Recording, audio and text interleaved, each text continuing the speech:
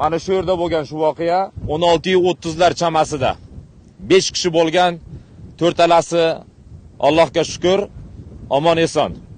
Lekin Xurshid yo'q. Surxondaryo viloyati Qumqo'rg'on tumanida joylashgan Janubiy Surxon suv ombori yana bir jonni o'z bag'riga oldi. Gap shundaki, 1-iyun kuni, ya'ni kecha ham xuddi mana shunday shamolli ob-havo bo'lgan va baxtsiz hodisa sababli karter ag'darilgan. Natijada esa 2001-yilda tug'ilgan yigit suvga cho'kib halok bo'lgan.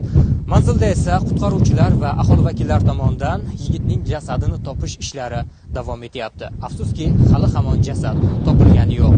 200 metr, 300 metrlar atrofida bo'lgan. Ko'p uzoq emas. Lekin oqim bu yerda to'lqin bo'lyapti. Ob-havoni noqulayligi tufayli bo'ldi mana shu voqea. Ob-havoni noqulayligi tufayli mana shu qayig'imiz ag'darilib ketgan. Yordam so'raymiz.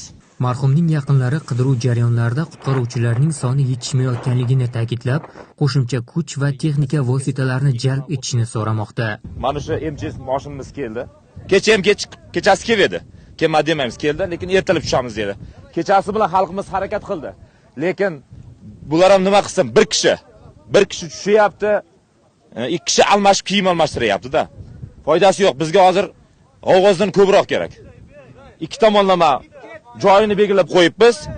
Ko'proq ikki tomonlama odam tushsa, bizga topilish oson bo'lar edi. Bizga yordam kuchi kerak. Keyin kislorod bolot kerak. Kislorod bolani ustiga deyapti.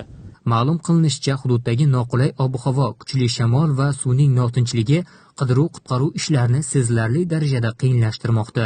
Shunga qaramasdan, ko'ngillilar tomonidan izlash ishlari to'xtatilgani yo'q. Bu kun Sardorbek Lolayev, Xolmat Ne'matullayev, Surxondaryo.